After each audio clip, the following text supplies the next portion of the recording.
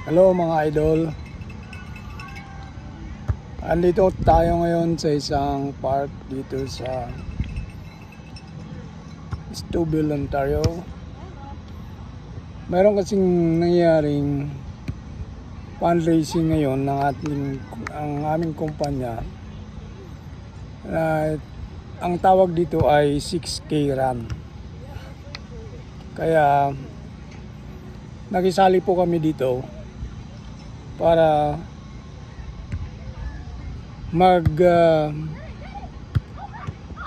karoon din ng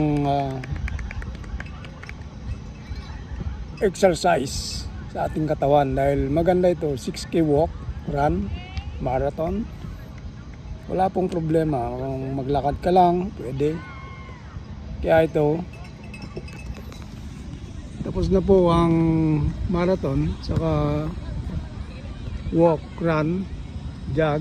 Ngayon, kainan na. Kumakain na ang mga karamihan dito na sumali at mga iba naglalaro. Ito kasi ang venue. Ito ay park na malaki. Dito rin, umikot kami dito sa park dahil maganda ang kanyang mga pathways. Kaya dito na lang ginanap yung 6 kilometer marathon. Maganda ito dahil ang proceeds ay para sa mga bansa sa Africa na kung saan ay kapos sa tubig. Kaya ang mayroon itong registration na $10 at ang makukuha mo sa pag-register ay yung hat. So, kaya kalamihan nakasombrero dito ng orange dahil yan ang makukuha mo pag nag-register ka. At kung sasali ka, pupunta ka dito, libre ang pagkain. Kaya lahat dito ay kumakain at nag-enjoy habang naglalaro dahil ginawa na rin itong family fun time ng pamilya. Kaya lahat kami ng pamilya ko pumunta at mag-enjoy ngayong araw. Dahil bihira lang itong nangyayari dito sa Canada. Dahil karamihan kahit weekend ay nagtatrabaho ang mga tao. Yun. Kaya sinasamantala ang ganitong pagkakataon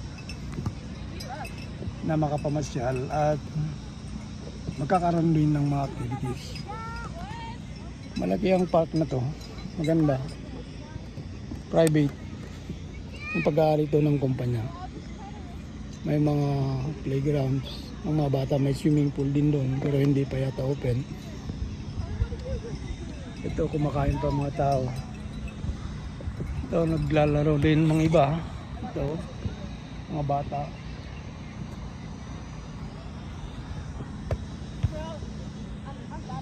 Kaya nandito ang lahat. Dahil tapos ng laro, ang 6K walk, ayun naman ay yan dito na kumakain.